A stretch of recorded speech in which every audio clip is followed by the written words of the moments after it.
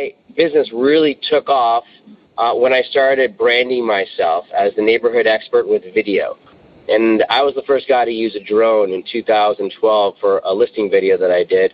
And what I started to do is, you know, I would use postcards as well to brand myself. I bought bus benches, and the return on investment was negligible. I didn't get phone calls from that. Didn't get my exposure wasn't that great. I go knock on 100 doors. It was, you know, still great.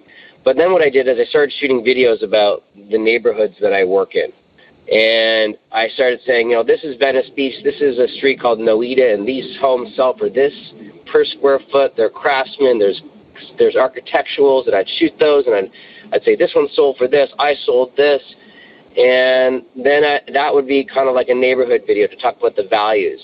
And then I'd do other videos like I'd be like the purveyor of all the great spots in the neighborhood. When I go to a restaurant for lunch, I'd shoot that restaurant and say, this is my favorite restaurant. The menu's really great. This is my favorite dog park.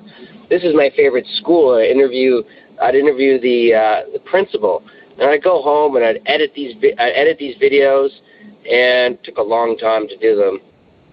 But the more videos I put out there, it was like they lasted on the internet forever. So I go knock on 100 doors, but I put a video up, and I got like, you know, over the course of a few weeks, I got you know, hundreds of views. And now I got thousands of views, and I really branded myself as the neighborhood expert. And my listings, I shot these videos, and I used sometimes really fancy crews. You know, I spent $1,000, $2,000, up to $12,000 to shoot a listing video. But I found that if I just used my iPhone and I went home on iMovie and I edited them up, and I did like even selfie stick videos with like my iPhone and edited them up, put a little music behind them, those got just as many views as the more expensive productions.